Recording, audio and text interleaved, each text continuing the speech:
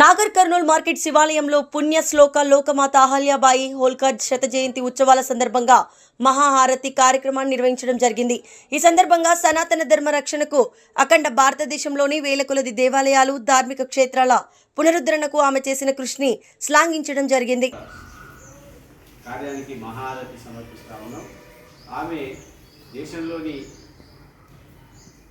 కశ్మీర్ నుండి కన్యాకుమారి వరకు, ద్వారక నుండి జగన్నాథ్ వరకు కూడా ప్రతి చోట అనేక దేవాలయాలు నిర్మించి కర్తృత్వంతో గొప్ప ధార్మిక సాహసిక మహిళగా పేరొందినటువంటి ఆమె శత జయంతి ఉత్సవాలను మోడీ గారు ఆదర్శంగా తీసుకొని చేస్తున్నారు. కాబట్టి ఆ కార్యంలో భాగంగా భారతీయ జనతా పార్టీ మిగతా జాతీయ సంస్థలన్నీ కూడా ఆమె ఉత్సవాలు నిర్వహిస్తూ ఉన్నారు. ఆ సందర్భంగా నాటకంలో ఆమెకు శత జయంతి ఉత్సవాల సందర్భంగా మహాహారతి సమర్పిస్తూ ఉన్నాం. ఆమెను ఆదర్శంగా తీసుకొని పిల్లలు అందరూ కూడా ముందుకు వెళ్ళాలని చెప్పి ఈ సందర్భంగా అందరికీ కూడా విజ్ఞప్తి చేస్తూ ఉన్నాం. వారికి జయగానం చేస్తూ మహాహారతి సమర్పిస్తూ ఉన్నాం.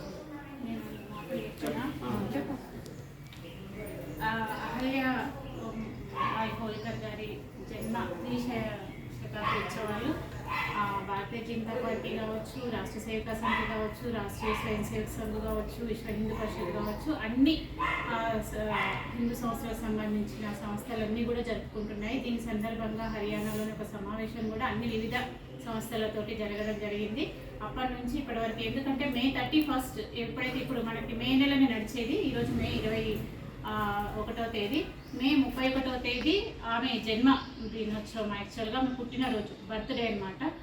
ఆమె 1725 సంవత్సరము మే 31న జన్మించింది. కాబట్టి మే 31న ఇంకా అద్భుతమైన కార్యక్రమం నిర్వహించాలి అని కోరుకుంటున్నాము.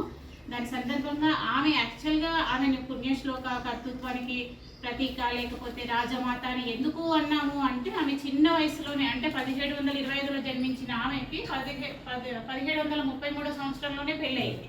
ఆ పెళ్ళి ఎట్లా జరిగిందంటే ఒక కాకతాళీయంగా జరిగింది. మల్హారావు హోల్కర్ ఎవరైతే ఉన్నారో ఆయన పర్యటిస్తూ ఒక విడిది కోసం ఒక దగ్గర ఆగినప్పుడు ఆమె యొక్క భక్తిని, ఆమె యొక్క చూసి తన కొడుకుకి భార్యగా చేసుకొని, ఖండేరావు హోల్కర్కి భార్యగా చేసుకొని, అంటే తన కోడలుగా చేసుకొని, అప్పుడు తన లోపల ఉన్న దైవభక్తిని కానీ, కర్తృత్వాన్ని కానీ, రాజపాలన దీక్షని కానీ అప్పుడు చూసి అట్లా డెవలప్ చేసిందనమాట. ఆమె ఒక రాణిగానే కాకుండా దైవభక్తి కలగాలి. కాబట్టి దేశంలో మనకి ఇప్పుడున్న శ్రీశైలం మల్లికార్జున స్వామి దేవాలయం కావచ్చు, లేకపోతే బద్రీనాథ్ కావచ్చు, రామేశ్వరం కావచ్చు, కాశీ విశ్వవిద్యాలయం కాశీ కావచ్చు, ఏ దేవాలయం తీసుకున్నా, ఏ శివుడి దేవాలయం తీసుకున్నా, తీసుకున్నా అన్నింటిని కూడా ఆమె నిర్మించింది. అందుకే నరేంద్ర మోడీ గారు కాశీ పట్టణంలో అహల్యాబాయి హోల్కర్ విగ్రహాన్ని పెట్టడానికి మెయిన్ రీజన్ ఆమె ఈ దేశానికి, ఈ హిందూత్వాన్ని నిలబెట్టడానికి చేసినటువంటి సేవ. అంటే మనం అందరం 1857 సంవత్సరంలో ప్రథమ స్వాతంత్ర సంగ్రామం జరిగింది. అప్పుడే స్వాతంత్రం కోసం పునాదులు పడ్డాయని అనుకుంటాం, కానీ అంతకంటే ముందే 1725 సంవత్సరాలు జన్మించినప్పుడే బ్రహ్మదేవుడు పుట్టించింది. అందుకోసమే ఆమెను హిందుత్వాన్ని నిలబెట్టడం కోసమే. అందుకనే ఆమె లోకమాత అయ్యింది. పుణ్యశ్లోక అహల్యాబాయి హోల్కర్ అని అంటాము. ఈ సందర్భంగా ఈరోజు ఆమె జరుపుకొని తర్వాత మళ్ళీ కార్యాచరణ కోరుకోవడానికి సంసిద్ధులుగా ఉన్నాము. అన్నింటి తరఫున, అన్ని పార్టీల తరఫున కావచ్చు, సంస్థల తరఫున కావచ్చు. జై హింద్, జై భారత్ మాత. పుణ్యశ్లోక అహల్యాబాయికి జై. పుణ్యశ్లోక అహల్యాబాయికి జై. మహాహారతి పాడండి అందరు మహిళలు. పుణ్యశ్లోక అహల్యాబాయికి హారతి సమర్పిస్తూ పట్టుకోండి.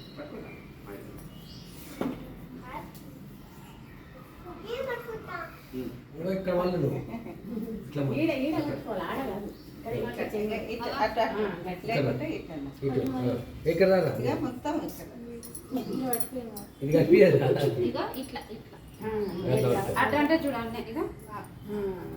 నా అటే చూడరా, ఇటు చూడాల్సిన అవసరం ఏం లేదు.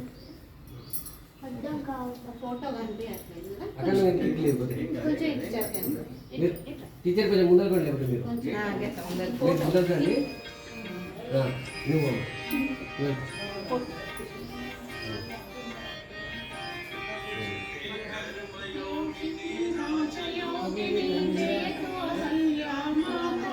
తీసుకోవాలి.